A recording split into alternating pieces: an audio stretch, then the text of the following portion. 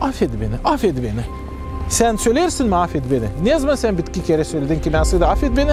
Belki sadece başkası senden isterler, sen onları affedersin. Sen o kadar diksin hani sen birine yaklaşmayırsın. Sen her zaman doğruysun mu?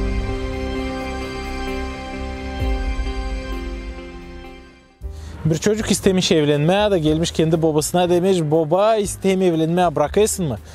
Babası demiş, sağ olan söyledin, iste ben seni affedeyim.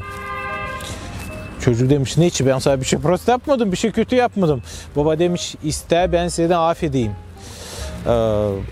Çocuk demiş, ne için isteyeyim senden, ben sana bir şey yapmadım. Baba demiş, iste ben affedeyim seni. Çocuk dedi, anlamıyorum seni. Baba dedi, iste ben affedeyim seni.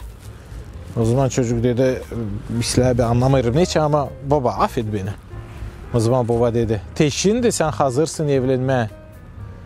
Zira anlamayarak neden isteyerek seni affetsinler. O zaman sen hazırsın evlenmeye. Zira aile yaşamasında pek çok olur situasyonlar açan anlamazlık. Da halizde anlamırsın neden bu problemi başladı. Ama lazım biri ilk adım yapsın da istesin. Onu affetsinler. Söylesin. Canım, sevgili canım, affet beni. Belki ben dil doğru bir şey söyledim, belki yaptım, anlamıyorum niçin ama affet beni. Hadi laf edelim gene bile. Tabiriz, çiçek başlasın, tadı ıslah olacak. Dostlar, gençler kim ister evlenme ya da belki kim artık evli, utanmayın hem korkmayın. İlk adım yapma da istemez sizi affetsinler. Bizim Gagavuz Hristiyan kültürümüzde insanlar utanmıyorlar birbirinden istemeye, onları affetsinler. Küçük yaştan ben çok görerdim ki anam babam birbirinden hem başka insanlar dolayınımda söylerdiler, affet beni, affet beni, affet beni.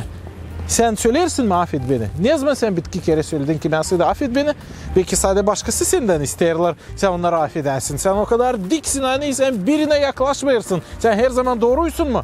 O zaman sen çok insanı lafla düğdün. Ne söyleyeyim ta? Biz de Gagavuz'uz sizin gibi.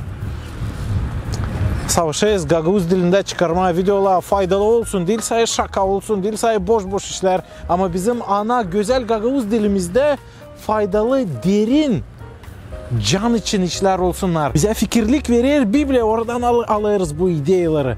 Affetmek için, sevgi için, Hristos'un yörüne hem büyük bize. Neden utanayım bu işçilik etmeye? Sen utanıyorsun mu? Dostlar, utanmarsaydınız Gagavuz dilinizden hem derin işler için Gagavuzca, Biblia'dan koyun like. Yazılın İyi Çoban kanalına. Niçin ben her kere söylerim yazılın İyi Çoban kanalına. Zira isteriz hani daha çok insan görebilsin bu videoları. Niçin biz onları çıkarıyoruz? Fayda olsun Gagavuz diline.